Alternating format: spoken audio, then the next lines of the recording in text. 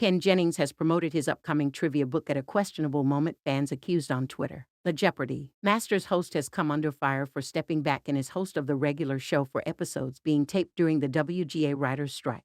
Ken, 48, tweeted on Saturday, "My book 100 Places to See After You Die comes out in less than a month. And it's also going to be available as an audiobook. Pre-order your copy today and start listening on June 18th. The game show Millionaire also shared the cover of his new trivia book under the tweet while prompting his near 500,000 followers to buy it.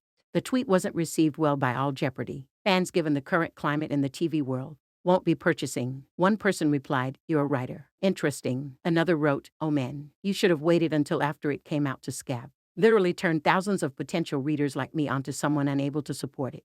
Won't be purchasing a book that will benefit a scab. Hashtag support WG blasted a third. A fourth snarked, referring to the book's title, "Do you have to cross picket lines to go to any of these places? Seems like a thing you do." Ken has not spoken out about his decision not to support the strike, though some fans have come to his defense as well. Ken crosses the picket line. The Writers Guild of America announced on May 1st that it was going on strike after weeks of talks with Netflix, Amazon, Sony, and more fell through. Picket lines assembled the following day as writers protested over their contracts and pay. Ken's co-host Mayim Bialik bowed out of hosting the last week of Jeopardy's current season, as reported by Deadline, and Ken stepped back in as a result. The Big Bang Theory alum is standing in solidarity with the writers on strike during the episodes that were shot from May 16th to May 19th, which air generally 2 months after they are taped.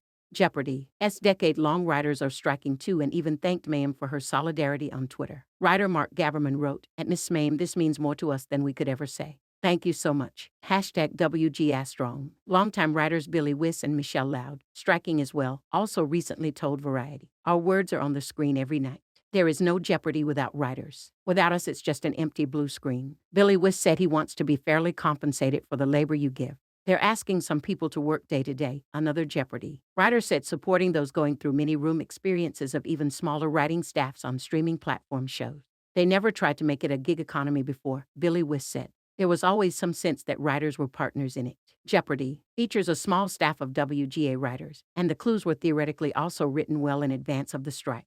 Ken was supposed to be off the board until the next season begins in September, and Ken has been criticized on social media for returning to the set as a result.